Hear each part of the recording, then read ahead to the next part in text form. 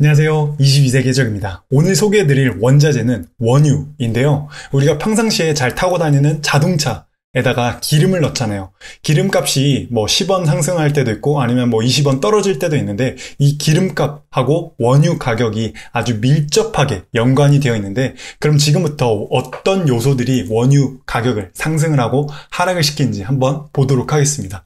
원유 영어로는 크루드 오일이라고 하는데요. 이 크루드 오일, 원유도 종류가 있더라고요. 근데 오늘 소개해드릴 원유는 WTI라고 하는 원유입니다. 이 원유의 가격이 2020년 12월 28일자로 48.14불에 거래가 되고 있는데요. 지난 20년 동안의 원유 가격 차트를 한번 보시면요. 가장 높았을 때는 2008년도 중순에 147.27불에 거래가 됐었고요. 가장 낮았을 때는 올해 초 코로나 바이러스로 인해서 가격이 6.5불까지 떨어졌습니다. 그리고 현재는 이렇게 6.5불까지 떨어졌다가 48불까지 그래도 꽤 많이 상승을 한 시점이라고 볼 수 있을 것 같은데요. 원유 가격이 크게 한 번 상승을 했다가 하락을 하고 또 지속적으로 상승을 했다가 또 하락을 하고 하면서 거의 지난 5년 동안은 2015년부터 2021년까지는 가격이 40불에서 70불 선에서 유지가 됐는데 이번에 코로나 바이러스로 갑자기 급격히 하락을 한 이유가 있는데요.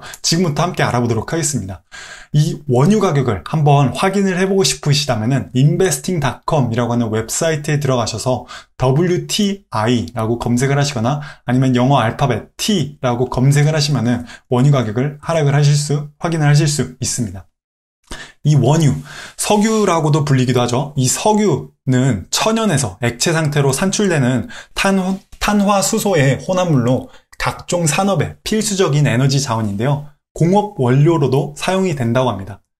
이 석유, 영어로는 페트롤리움이라고 하는데요. 그러면 석유는 뭐고 원유는 또 뭐야? 라고 물어보실 수 있는데 석유는 정제되지 않은 거를 석유라고 하고 죄송합니다. 석유는 페트롤리움인데 석유가 정제되지 않은 거를 원유라고 하고요. 이 원유가 정제를 하게 되면은 휘발유, 경유, 등유, 중유 등으로 제조를 하게 되는 겁니다. 그러니까 어떻게 보면은 석유, 페트롤리움은 원유, 그리고 휘발유, 경유, 등유들을 다 한꺼번에 통합적으로 일컫는 이 석유라고 보시면 될 것 같은데요. 석유 중에서도 정제되지 않은 거, 그냥 그대로 추출한 거를 원유라고 하고요. 이 원유를 정제를 시키면은 휘발유, 경유, 등유, 중유로서 이렇게 정제를 시킴으로써 이름이 바뀐다고 보시면 될 것 같습니다. 석유의 역사에 대해서 간략하게 보도록 하겠는데요. 19세기 후반부터 일상생활에서 널리 쓰이기 시작을 해서 특히 20세기에 들어가면서 기계 발달과 가솔린 기관이 발달을 하면서 연료로서 수요가 급증을 하게 되는데요. 국가별 석유 매장량에 대해서 한번 보도록 하겠습니다.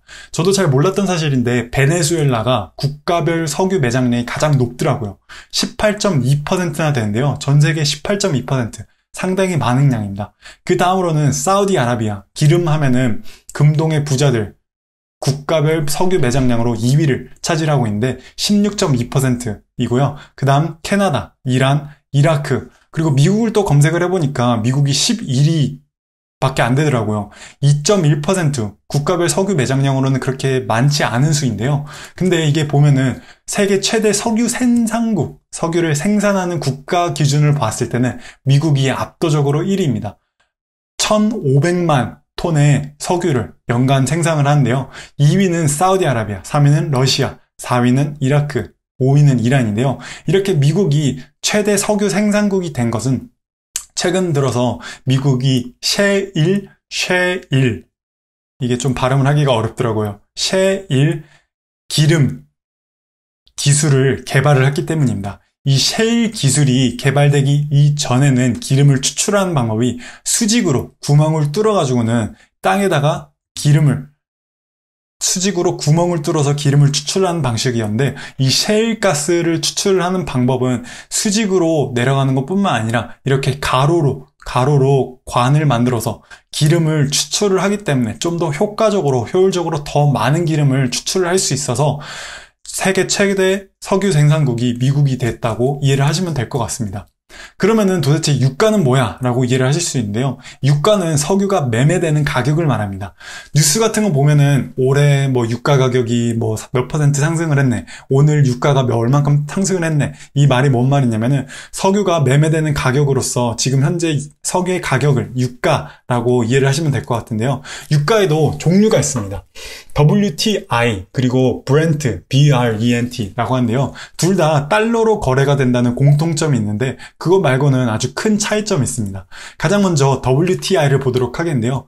WTI 약자는 West Texas Intermediate이라고 해서 서부 텍사스 중진류라고 합니다. 미국의 텍사스주에서도 그리고 텍사스주에서 서부 지역에서 생산되는 원유를 WTI라고 하는데요. 사진을 보시면은 미국의 지도가 있습니다. 이렇게 미국 지도가 미국 지도가 있는데 이 중에서도 미국의 남부 지역에 빨간색으로 되어 있는 이 지방이 텍사스 주인데요. 이 빨간색 텍사스 주에서도 보시면은 빨간색으로 표시된 지역이 원유를 가장 많이 생산하는 카운티, 도시라고 보시면 될 것 같습니다. 텍사스 주에서도 서부 쪽에 있는 곳이 원유를 가장 많이 생산하는데요. 이러한 이유에서 미국에서 생산되는 기름을 WTI, West Texas Intermediate이라고 해서 미국 서부 중진류라고 부르는 겁니다. 그 다음에는 브렌트를 한번 보도록 하겠는데요. 브렌트 크루드는 브렌트 원유라고 불리면서 북해, 브렌트 유전에서 생산되는 원유를 브렌트 크루드 오일이라고 합니다. 지도를 보시면은 영국, 유나이티드 킹덤이죠. 그리고 오른쪽에는 노르웨이가 있습니다. 이 노르웨이하고 영국 사이에 있는 바다를 브렌트라고 하는데요. 이 브렌트에서 생산되는 원유를 이 브렌트 쪽에서 생산되는 원유를 브렌트 크루드 오일이라고 명칭을 부른다고 합니다. 이 WTI하고 브렌트의 차이점을 보자면은 한 번쯤은 들어보셨을 듯한 오펙이라고 하는 이 그룹이 브렌트 가격을 벤치마크로 사용을 하는데요. 오펙이라고 하는 그룹을 간략하게 설명을 드리자면 이 오펙이라는 그룹이 가장 강력한 석유 수출국으로 총 13개의 국가가 합쳐서 불러지는 이름이 오펙이라고 합니다.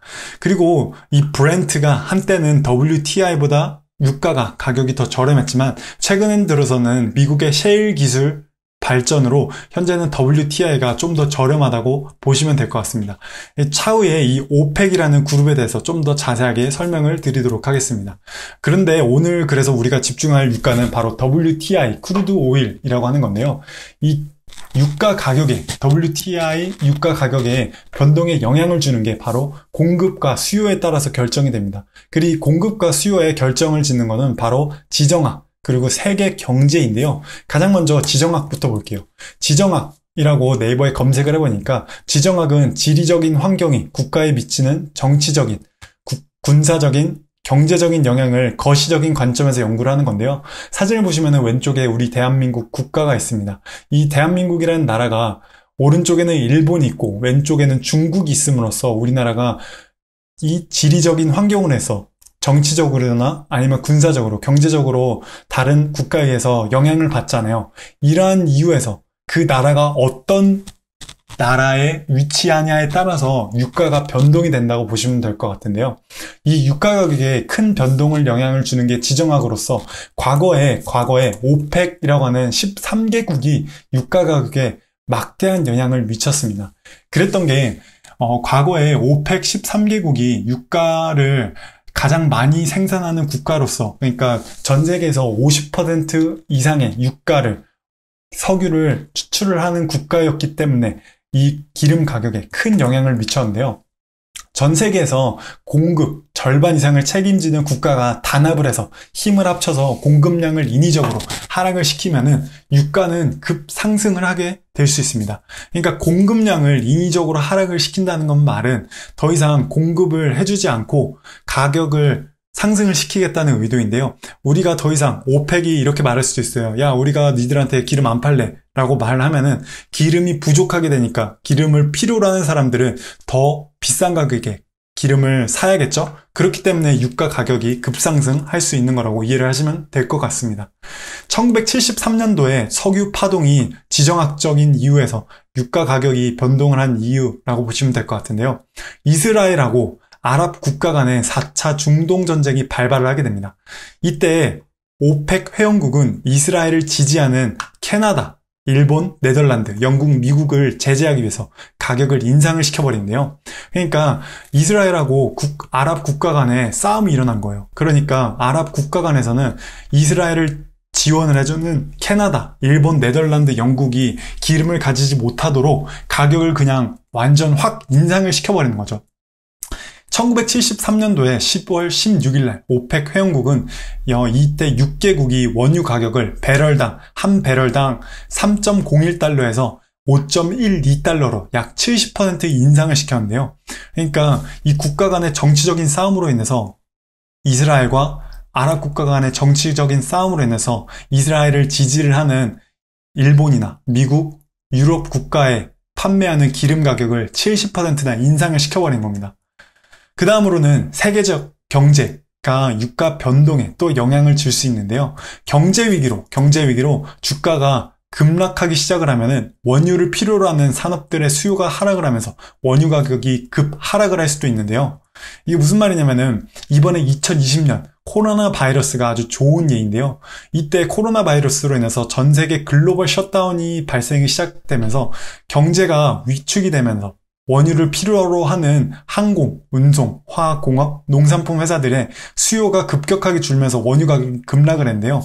코로나 바이러스로 더 이상 기업들이, 회사들이 운영을 하지 않게 되고 원유를 필요로 하지 않기 때문에 원유가 재고가 쌓이고 넘쳤겠죠. 그러니까 수요가 줄어들게 되니까 결국에는 원유 가격이 똥값이 됐다고 보시면 될 것 같습니다. 근데 이 코로나 바이러스는 세계 경제뿐만 아니라 사실 지정학적인 요소로 인해서 가격이 그렇게 많이 하락을 했던 거인데요. 원유 수요가 급격하게 하락을 했잖아요. 그리고 가격이 하락을 하니까 오펙의 회원국들이 석유 가격을 일정 가격에 유지를 하기 위해서 석유 생산을 줄일 것을 요구를 합니다. 그러니까 오펙 회원국들의 경우에는 석유를 판매를 함으로써 나라가 돈을 버는 회사인데 갑자기 이제 수요가 줄어들게 되니까 원유 가격이 똥값이 되겠잖아요. 그래서 석유 생산을 줄이기 위해서 모두에게 힘을 합치자고 했지만 이때 러시아가 또 다른 석유 수출국 생산 국가가 이를 거부를 하면서 사우디아라비아에다가 경제전쟁을 선포를 하게 된 겁니다. 그러니까 한마디로 기름값이 똥값이 돼서 기름 가격을 좀 상승을 시키기 위해서 오펙 회원들끼리 이제 석유 생산을 줄이려고 가격을 상승을 시키려고 하는데 러시아가 이거를 거부를 함으로써 지정학적으로 정치적인 싸움이 일어나면서 사우디아라비아가 경제전쟁을 선포를 하게 된 건데요. 이때 세계적인 경제로 인해서 세계 경제 위험으로 인해서 이미 수요가 크게 줄어들어서 유가가 30% 이상 하락을 했지만 유가 전쟁으로 더 저렴한 가격에 원유를 팔기 시작을 하면서 65%까지 하락을 한 게 이번에 코로나 바이러스로 인해서 유가 가격이 6.5불까지 떨어졌던 이유입니다. 세계적인 경제로 인해서 이미 유가 수요가 많이 줄어들었는데 지정학적으로 러시아하고 사우디아라비아가 국가적으로 정치적으로 싸우기 시작을 하면서 더 저렴한 가격에 팔기 시작을 했기 때문에 이렇게 원유가 크게 떨어졌다고 보시면 될 것 같은데요.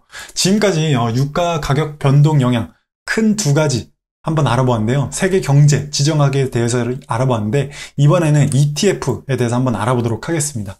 유가 관련 ETF가 상당히 많더라고요. 그 중에서도 이제 가장 큰 자산이 가장 큰 심볼이 XLE라고 하는 ETF인데요. 이 회사가 시가총액이라고 할 수 있겠죠. 그러니까 이 ETF에 투자가 된 돈이 15조 3천억 원에 해당하는데 평균 거래량이 45일 기준으로 1조 3천억 원에 해당한다고 합니다. 이 XLE의 ETF의 경우에는 S&P 500에 포함된 에너지 주식들을 따라간다고 하는데요. 그러니까 S&P 500에 포함된 에너지 회사들을 주가가 상승을 하고 하락을 하냐에 따라서 ETF 가격이 결정이 된다고 보시면 될 것 같습니다. 그 다음으로는 VDE라고 하는 ETF인데요. 이 회사의 자산은 3조 8천억 원이고 평균 거래량은 578억 원입니다. 이 ETF의 경우에는 미국 에너지 산업 퍼포먼스를 추적을 하고요. XOP의 경우에는 관리 중 자산이 2조 5천억 원이고 평균 거래량은 4,852. 그리고 미국 석유 및 가스 회사를 포함을 해서 이 ETF 가격이 결정이 난다고 보시면 될 것 같습니다. 그리고 마지막으로는 USO라고 하는 ETF인데요. 4조 771억 원으로 평균 거래량은 1,660억 원. 그리고 미국의 유가를 벤치마크를 한다고 보시면 될 것 같습니다. 그 다음에 주의 깊게 보아야 될 게 이 보유수인데요. XLE의 경우에는 30개의 기업을 추적을 하는 ETF라고 보시면 될 것 같고요. VDE의 경우에는 141개의 미국 에너지 산업 회사를 추적을 하고, XOP의 경우에는 69개 회사, 석유 및 가스 회사를 추적을 하고, USO의 경우에는 그냥 온전히 미국 석유 선물 가격을 따라간다고 보시면 될 것 같습니다. 이번에는 이 가격들을 한번 보도록 하겠는데요. XLE, VDE 둘 다 매우 비슷하게 움직이고 있죠. 최근 1년 동안 1월 달부터 지금 2020년 12월 28일까지 주가가 원유 가격이 크게 하락을 했죠. 엑셀의 경우에는 39.40불, VDE의 경우에는 53불에 지금 현재 거래가 되고 있습니다. XOP, USO 둘 다 역시 마찬가지로 크게 하락을 했는데 USO는 특히나 더 크게 하락을 했어요. 그리고 다른 유가 ETF에 비해서 그렇게 많이 상승을 하지 못했는데요. USO는 33.48불밖에 거래가 되지 않고 있네요. 그럼 이번에는 유가 관련 회사들을 한번 보도록 하겠는데요. 정말 많은 회사들이 있더라고요. 유가 관련 회사에서. 가장 먼저는 엑손모빌, XOM, 두 번째는 쉐브론, CVX, 그 다음은 차이나 페트롤 케미컬 코퍼레이션, 페트로 차이나라고 하는 회사인데, 이 두 회사는 중국 국영 기업입니다. 중국에서 국가가 운영을 하는 기름 회사인데요. 이 회사가 미국에 상장돼 있어서 한번 유가 관련 회사로 추가를 시켜보았습니다. 그 다음에는 로얄 더치 쉘, BP라고 하는 회사인데요. 로얄 더치 쉘의 경우에는 영국 그리고 네덜란드 회사입니다. 이게 로얄 더치 쉘이 왜 미국의 아주 큰 유가 관련 회사 중에 하나이냐면, 이전에 설명드렸다시피 브렌트라고 하는 크루드 오일이 있다고 했잖아요. 이 브렌트라고 하는 유가가 생산되는 그 지역이 영국 그리고 노르웨이, 네덜란드 그 사이에 있기 때문에 브렌트라고 하는 원유가 있기 때문에 로얄 더치 쉘이라고 하는 이 유가 관련 회사가 아주 큰 기업이 있다고 이해를 하시면 좋을 것 같습니다. 그 다음으로는 마지막으로 BP라고 하는 회사인데요. 이 BP는 영국 회사라고 합니다. 먼저 엑손모빌부터 보도록 하겠는데요. 창립일은 1999년으로서 엑손하고 모빌 이 두 가지 회사가 합병이 되면서 텍사스주에 헤드쿼터가 있는 회사인데, 창립일이 사실 이거보다 훨씬 더 오래됐어요. 1999년이라고 하지만 이 두 회사가 합쳐진 합병일이 1999년이고, 사실 엑손만 하더라도 존 디 록펠러라고 하는 미국의 가장 한때 부자였던 이 기업가가 엑손의 창업자인데 100년도 더 된 회사입니다. 이 회사는 원유, 그리고 원유 제품, 천연가스, 석유화학, 발전기들을 개발을 하는 회사이고요. 2020년에 글로벌 포브스에서 3위를 한 회사입니다. 매출액은 213.9 빌리언 달러고요. 시가총액은 180 빌리언 달러라고 합니다. 그리고 쉐브론 코퍼레이션의 경우에는 창립일이 1879년으로서 산 라몬이라고 하는 도시의 캘리포니아 주에 있는 헤드쿼터가 있는 회사인데요. 이 회사 역시 석유, 천연가스, 석유화학 제품을 생산하고 판매하는 회사인데, 2020년에 Fortune 500이라고 하는 매거진에 미국의 가장 유망한 500대 기업 중에 5위를 기록을 했는데요. 이 회사의 매출의 경우에는 115.0 빌리언 달러, 시가총액은 167 빌리언 달러라고 해서 엑손모빌하고 비교를 했을 때 시가총액이 엑손모빌보다는 좀 낮네요. 180이니까. 그리고 매출은 그에 반면에 엑손모빌이 거의 2배가량 높다고 보시면 될 것 같습니다. 그 다음에는 이 두 회사의 차트를 보시면은 엑손모빌, CVX 둘 다 크게 하락을 했죠. 최근 들어서 원유 가격이 급격하게 하락을 하면서 둘 다 매출이 줄어들었기 때문에 이렇게 가격이 하락을 한 거라고 보시면 될 것 같습니다. 그 다음에는 이 두 회사의 펀더멘탈 비율들을 보도록 하겠는데요. PE 레이쇼만 보더라도 CVX는 아예 P가 없죠. 그 반면에 XOM 70이라고 하는 P인데 상당히 높은 P라고 보시면 될 것 같습니다. Quick Ratio, Current Ratio를 보면은 이게 더 높으면 높을수록 좋은 회사라고 볼 수 있는데 CVX가 1.0 그리고 current ratio가 1.30으로 더 좋은 회사 이거고요. 그리고 부채 비율을 보시면은 단기 부채, 장기 부채를 보면은 0.26, 0.26으로 CVX가 더 좋은 비율을, 더 낮은 부채를 가지고 있기 때문에 더 좋은 회사라고 볼 수 있을 것 같습니다. 지난 5년간의 매출을 보면은 6.90, 마이너스 6.90, 그리고 엑슨모빌 경우에는 마이너스 8.30으로서 둘 다 마이너스이긴 하지만 그래도 쉐보론이 더 좋은 회사라고 볼 수 있을 것 같고요. ROA만 보면은 엑슨모빌이 다 플러스로서 더 좋은 수익을 거뒀다고 볼 수 있을 것 같고요. 그로스 마진만 보면은 45.40을 가지고 있는 CVX가 더 좋은 회사이고요. 오퍼레이팅 마진은 엑슨모빌, 프로핏 마진 역시 엑슨모빌이 더 좋은 회사라고 볼 수 있을 것 같습니다. 이렇게 펀더멘탈만 보고는 두 회사 중에 어느 회사를 투자를 해야겠다라고 단정 지을 수는 없을 것 같은데요. 좀 더 자세하게 이 두 회사의 펀더멘탈을 좀 더 확인을 해보는 게 투자를 하는 데 도움이 될 것 같습니다. 그 다음으로는 차이나 페트로 차이나를 보도록 하겠는데, 페트로 차이나 그리고 차이나 페트로 이 두 회사 국영 기업입니다. 그리고 둘 다 창립일이 비슷한데요. 하나는 2000년, 하나는 1999년입니다. 그리고 차이나 페트로의 경우에는 세계에서 가장 큰 석유 기업 중 하나이고, 페트로 차이나는 아시아에서 가장 큰 오일, 가스 생산 회사라고 합니다. 그 말은 즉 시가총액으로 봤을 때는 이상하게 페트로 차이나가 더 높네요. 페트로 차이나의 시가총액이 더 높죠. 111.72 빌리언 달러. 차이나 페트로는 71.27. 그리고 매출만 보면은 차이나 페트롤이 더 높네요. 그렇게 보면은 어떻게 보면 시가총액이 더 낮은데도 불구하고 더 적은 자본으로 더 높은 매출을 이룬 차이나 페트롤이 훨씬 더 좋은 회사라고 생각을 할 수 있을 것 같은데요. 이 두 회사의 지난 1년간의 가격을 한번 보시면요. 두 회사 다 이전 회사들과 마찬가지로 크게 많이 하락을 했습니다.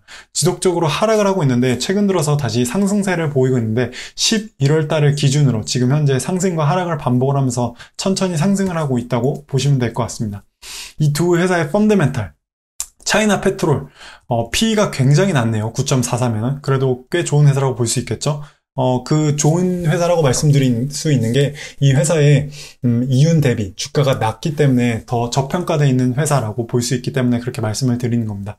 Quick Ratio, Current Ratio를 보면은 더 높은 게 좋은데 페트로 차이나보다 차이나 페트로가 더 높기 때문에 0.60 더 좋은 회사죠. 그 다음 Current Ratio는 0.90, 0.70 아주 미세하긴 하지만 차이나 페트로가 더 좋은 회사라고 볼 수 있을 것 같습니다. 부채 비율 역시 더 낮은 게 좋은데 차이나 페트로가 단기적으로 봤을 때 부채 비율이 더 높고 아직 근소한 차이긴 하지만 장기적인 부채로만 봤을 때는 페트로 차이나가 더 좋네요. 그 다음에는 지난 5년간의 매출을 보면은 지난 5년간 차이나 페트로는 1.0, 페트로 차이나는 2.0으로 PTR이 더 좋은 회사라고 볼 수 있을 것 같습니다. ROA, ROE, ROI만 보면은 ROA는 2.15 S&P가 더 좋고요. ROE의 경우에는 5.30으로 S&P가 더 좋습니다. ROI의 경우에는 역시 S&P가 더 높기 때문에 좋은 회사고요. 그로스 마진, 오퍼레이팅 마진 보면은 그로스 마진은 S&P가 훨씬 더 아니네요. 죄송합니다. 그로스 마진은 PTR이 더 높고요. 오퍼레이팅 마진 역시 더 좋고 프로핏 마진 역시 더 좋습니다. 보시면은 차이나 페트로가 어떻게 보면 가격이 좀 더 저렴하기 때문에 좋은 회사라고 보일 수도 있겠지만 프로핏 수익만 봤을 때는 페트로 차이나도 꽤 좋은 회사라고 볼 수 있을 것 같습니다. 그 이유는 ROA, ROE, ROI 이것만 봤을 때는 그렇게 큰 차이가 나지 않기 때문에 어떤 점에서 보면은 차이나 페트로가 좀 더 수익 대비 매출도 더 좋고 자본 대비 매출도 더 좋기 때문에 좋은 회사라는 생각이 드는데요. 그 다음으로는 로얄 더치 쉘, RDSA 그리고 브리티시 페트롤리움 컴퍼니, BP라고 하는 회사를 보도록 하겠네요. 두 회사 다 창립일이 거의 비슷해요. 1907년 하나는 1909년인데요. 이 로얄 더치 쉘은 이전에 설명드렸다시피 영국하고 네덜란드 회사가 병합을 하면서 하나가 된 회사인데요. 이 다국적 회사는 매출이 전 세계 5번째로 높은 회사라고 합니다. 매출 자체만으로 봤을 때 전 세계 5번째로 높은 회사라는 건 정말 대단한 회사인데요. 2020년대 포브스 글로벌 2000에 들었고요. 이 회사 역시 오일 가스, 생산 및 정제, 운송, 유통 및 마케팅을 하는 회사입니다. 그 다음에는 BP를 보도록 하겠네요. 세계 7대 석유 및 가스 슈퍼베이저 중 하나로서 로얄 더치 쉘하고 아주 비슷한 산업에 있다고 보시면 될 것 같습니다. 이 두 회사의 가격을 보시면은 둘 다 비슷하게 움직이고 있죠. 코로나 바이러스 이후로 주가가 크게 하락을 했다가 11월 달 이후로 둘 다 상승 중에 있습니다. 이번에는 펀더멘탈을 보도록 하겠는데 P 레이쇼는 둘 다 없기 때문에 포함을 시키지 않고 퀵 레이쇼만 보면은 아주 근소한 차이지만 RDS가 더 높기 때문에 좋은 회사라고 볼 수 있을 것 같고요. 부채 비율 역시 더 낮은 게 좋은 회사인데 로얄 더치 쉘, RDS가 더 좋은 회사입니다. 그 다음에는 Sales Past 5 Year, 지난 5년 동안의 매출을 보면은 BP가 더 마이너스로 더 낮네요. 높으면 높을수록 매출이 좋은 건데 둘 다 마이너스긴 하지만 그래도 RDS가 더 좋은 회사라고 하겠습니다. ROA, ROE, ROI 보면은 더 낮은 보시면 RDS가 4.3 둘 다 마이너스긴 하지만 그래도 BP보다는 더 좋죠. ROE 그리고 ROI 역시 RDS가 더 좋은 거라고 볼 수 있을 것 같습니다. 그로스 마진 역시 RDS가 더 좋고요. 오퍼레이팅 마진, 프로핏 마진 둘 다 좋은 회사라고 볼 수 있을 것 같습니다. 이렇게 펀더멘탈만 봤을 때는 로얄 더치 쉘이 그래도 BP보다는 더 좋은 회사라고 생각될 수 있을 것 같은데요. 이 로얄 더치 쉘하고 페트로 차이나 페트롤 그리고 또 엑소모빌하고 비교를 하면은 어떤 회사가 더 좋은지 좀 더 쉽게 이해를 할 수 있을 것 같습니다. 농산물이나 육류에 비해서 원유는 변수가 좀 많은 것 같아요. 공부를 하면 지정학적 위험도 있고요. 세계 경제도 또 영향을 받습니다. 그리고 이 두 개 말고도 날씨나 생산량에도 크게 가격이 단기적으로 상승을 하고 하락을 하는데요. 이렇게 변수가 워낙 많은 원자재가 바로 원유 원자재라고 볼 수 있을 것 같습니다. 결론은 기름값이 하락을 하면은 둘 중 하나라는 생각입니다.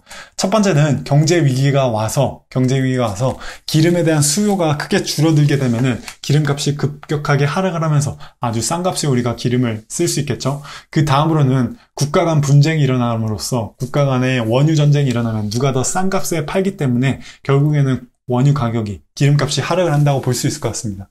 결코 기름을 생산하지 않는 우리 대한민국으로서는 기름값이 떨어진다고 해서 좋은 것 같지는 않은데요. 왜냐하면 경제 위기가 오게 되면 우리나라는 수출로 먹고 사는 회사이기 때문에 경제적 타격을 받게 되고요.